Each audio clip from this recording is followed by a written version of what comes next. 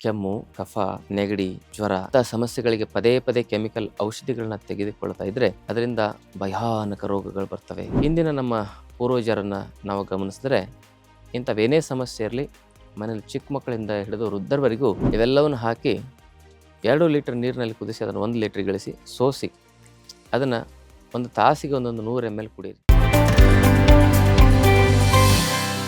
ಶ್ರೀ ಗುರು ಬಸವಲಿಂಗಾಯ ನಮಃ. ಓಂ ನಮಃ ಶಿವಾಯ.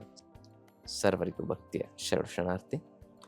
ಆತ್ಮೇರೆ, ಈಗ ವರ್ಷಾ ಋತು ಪ್ರಾರಂಭ ಆಯಿತು, ಮಳೆಗಾಲ. ಈ ಮಳೆಗಾಲದಲ್ಲಿ ಕೆಮ್ಮು, ಕಫ, ನೆಗಡಿ, ಜ್ವರ ಇವೆಲ್ಲ ಹೆಚ್ಚಾಗಿ ಬರ್ತವೆ. ಹಾಗಿದ್ರೆ ಇಂತಹ ಸಮಸ್ಯೆಗಳಿಗೆ ನಾವು ಯಾವುದೇ ರಾಸಾಯನಿಕ ಔಷಧಿಗಳು ಇಲ್ಲದೆ, ಆ್ಯಂಟಿಬಯೋಟಿಕ್ ಔಷಧಿಗಳು, ರಾಸಾಯನಿಕ ಔಷಧಿಗಳು ಇಲ್ಲದೆ ಅಂಥ ಸಮಸ್ಯೆಗಳೇ ಬರದಂತೆ ನೋಡ್ಕೊಳ್ಳೋದು ಹೇಗೆ, ಅಥವಾ ಬಂದ ಮೇಲೆ ಅದನ್ನು ಮನೆಯಲ್ಲೇ ಸರಿ ಮಾಡ್ಕೊಳ್ಳೋದು ಹೆಂಗೆ ಅನ್ನೋದನ್ನು ನೋಡೋಣ. ನಾವೇನಾದರೂ ಇಂಥ ಸಮಸ್ಯೆಗಳಿಗೆ ಪದೇ ಪದೇ ಕೆಮಿಕಲ್ ಔಷಧಿಗಳನ್ನ ತೆಗೆದುಕೊಳ್ತಾ ಇದ್ದರೆ ಅದರಿಂದ ಭಯಾನಕ ರೋಗಗಳು ಬರ್ತವೆ. BP, ಶುಗರು, ಇದರಿಂದ ಹಿಡಿದು ಕ್ಯಾನ್ಸರು, ಮರಣಾಂತಿಕ ಕಾಯಿಲೆಗಳು ಬರಲಿಕ್ಕೆ ರಾಸಾಯನಿಕ ಔಷಧಿಗಳು ಕಾರಣ ಆಗ್ತವೆ. ಹಿಂದಿನ ನಮ್ಮ ಪೂರ್ವಜರನ್ನು ನಾವು ಗಮನಿಸಿದ್ರೆ ಇಂಥವೇನೇ ಸಮಸ್ಯೆ ಇರಲಿ, ಮನೇಲಿ ಚಿಕ್ಕ ಮಕ್ಕಳಿಂದ ಹಿಡಿದು ವೃದ್ಧರವರೆಗೂ ಮನೆಯಲ್ಲೇ ಕಷಾಯಗಳನ್ನ ಮಾಡಿಕೊಂಡು ಸೇವನೆ ಮಾಡೋರು. ಅದಕ್ಕೆ ಮನೆಮದ್ದನ್ನು ಮಾಡಿಕೊಂಡು ಅದನ್ನು ಸರಿ ಮಾಡ್ಕೊಳ್ಳೋದು.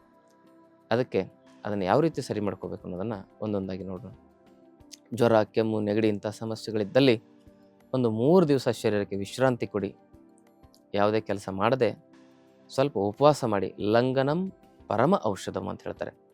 ಕೆಮ್ಮು, ನೆಗಡಿ, ಶೀತ, ಕೋಲ್ಡ್ ಅಲರ್ಜಿ, ಕಫ ಇಂಥವೆಲ್ಲ ಸಮಸ್ಯೆಗಳಿಗೂ ಉಪವಾಸ ಮಾಡಿದ ಮೇಲೆ ಹೊಟ್ಟೆ ಹಸಿವಾಗುತ್ತಲ್ಲ, ಸುಸ್ತಾಗುತ್ತಲ್ಲ, ಅದಕ್ಕೆ ಏನು ಮಾಡೋದು ಅಂದರೆ ಕಷಾಯಗಳನ್ನು ಕುಡೀರಿ.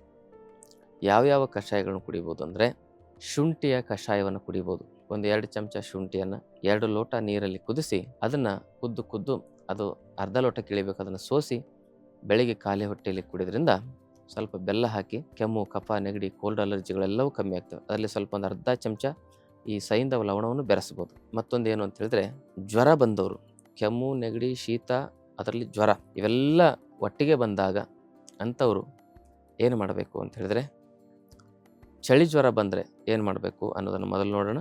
1 ಹಿಡಿ ಬೇವಿನ ಸೊಪ್ಪು, 4 ಚಮಚ ಧನಿಯಾ, 1 ಚಮಚ ತ್ರಿಕಟ್ಟು ಚೂರ್ಣ ಅಂತ ಸಿಗುತ್ತೆ. ಅದನ್ನು ಮನೆಯಲ್ಲೇ ಮಾಡ್ಕೋಬೇಕಂದ್ರೆ ಕಾಳುಮೆಣಸು, ಹಿಪ್ಪಲಿ, ಶುಂಠಿ ಈ 3 ಸಮ ಪ್ರಮಾಣದಲ್ಲಿ ಪೌಡರ್ ಮಾಡಿ ಅದನ್ನು ಮಿಕ್ಸ್ ಮಾಡಿ ಇಟ್ಕೋಬೇಕು.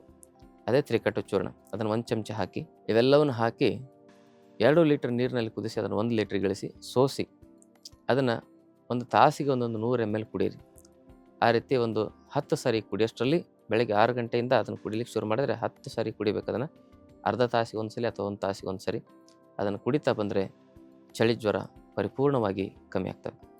ಇನ್ನು ಪಿತ್ತದ ಜ್ವರ, ತುಂಬ ಉಷ್ಣ ಇತ್ತು, ತುಂಬ ಹೀಟಾಗಿ ಜ್ವರ ಬಂದಿತ್ತು ಅಂದರೆ ಅಂಥವ್ರು ಬೇವಿನ ಸೊಪ್ಪು ಒಂದು ಅರ್ಧ ಮುಷ್ಟಿ, ಧನಿಯಾ ಒಂದು 4ರಿಂದ 5 ಚಮಚ ಹಾಕಿ ಚೆನ್ನಾಗಿ ಕುದಿಸ್ಬೇಕು.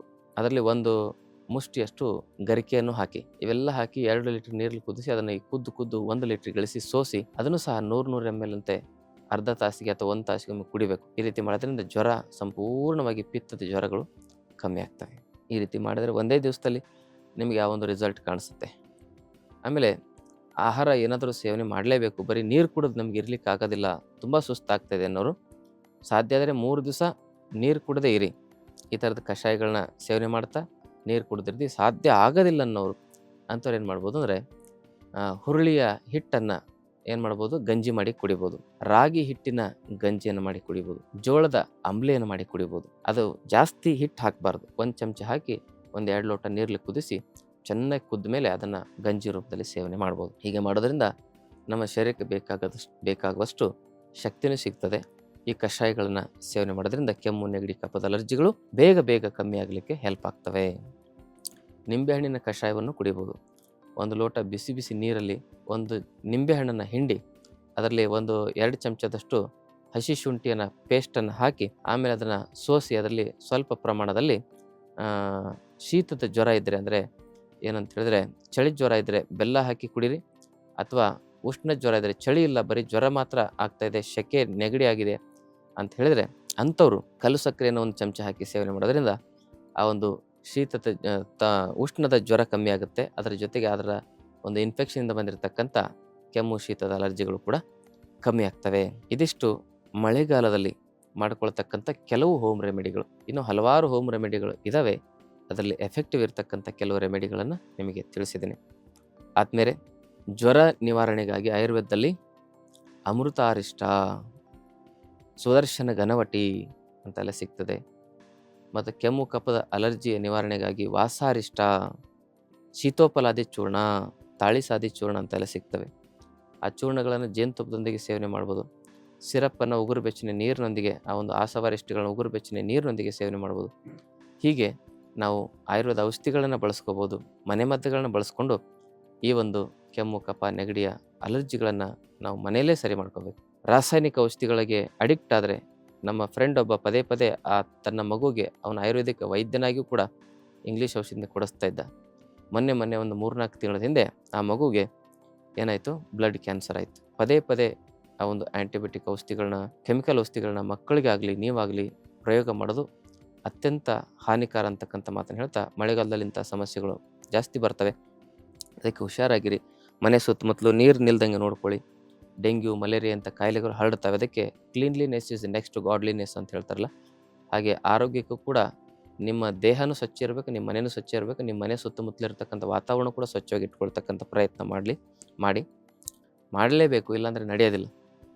ಮನೆ ಸುತ್ತಮುತ್ತಲು ನೀರು ನಿಂತು ಅಂದರೆ ಅದರಲ್ಲಿ ಸೊಳ್ಳೆಗಳಾಗಿ ಅವೇ ಭಯಾನಕವಾಗಿರ್ತಕ್ಕಂಥ ಈ ಡೆಂಗ್ಯೂ, ಮಲೇರಿಯಾ ಹರಡ್ತಕ್ಕಂಥ ಒಂದು ಕಾಯಿಲೆಯನ್ನು ಹೆಚ್ಚು ಮಾಡ್ತಕ್ಕಂಥ ಸಮಸ್ಯೆಗೆ ಕಾರಣ ಆಗ್ತವೆ.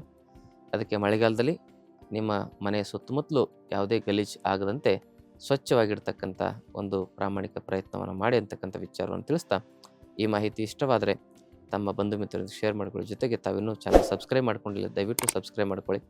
ನಮ್ಮ ಆಶ್ರಮದಲ್ಲಿ 5 ದಿನದ ಆರೋಗ್ಯ ಶಿಬಿರ ಪ್ರತಿ ತಿಂಗಳು ನಡೀತದೆ. ಅಲ್ಲಿ 5 ದಿನ ಭಾಗವಹಿಸೋದ್ರ ಮೂಲಕ ಇಂಥ ಹಲವಾರು ಆರೋಗ್ಯದ ವಿಚಾರಗಳನ್ನು ತಿಳ್ಕೊಬೋದು. ಯೋಗ, ಧ್ಯಾನ, ಪ್ರಾಣಾಯಾಮವನ್ನು ಅಲ್ಲಿ ನಾವೇ ಖುದ್ದಾಗಿ ನಿಮಗೆ ತಿಳಿಸ್ಕೊಡ್ತೇವೆ ಅಂತಕ್ಕಂಥ ಮಾತನ್ನು ಹೇಳ್ತಾ ತಮ್ಮೆಲ್ಲರಿಗೂ ಶರಣ. ಮತ್ತಷ್ಟು ಆಯುರ್ವೇದ ಹಾಗೂ ಯೋಗ ಹೆಲ್ತ್ ಟಿಪ್ಸ್ಗಾಗಿ ಶ್ರೀಗಂಗಾ ಯೋಗ ಚಾನೆಲ್ನ ಸಬ್ಸ್ಕ್ರೈಬ್ ಮಾಡಿ. ಹಾಗೆಯೇ ಫೇಸ್ಬುಕ್ ಮತ್ತು ಇನ್ಸ್ಟಾಗ್ರಾಂನಲ್ಲಿ ಮಿಸ್ ಮಾಡದೆ ಫಾಲೋ ಮಾಡಿ.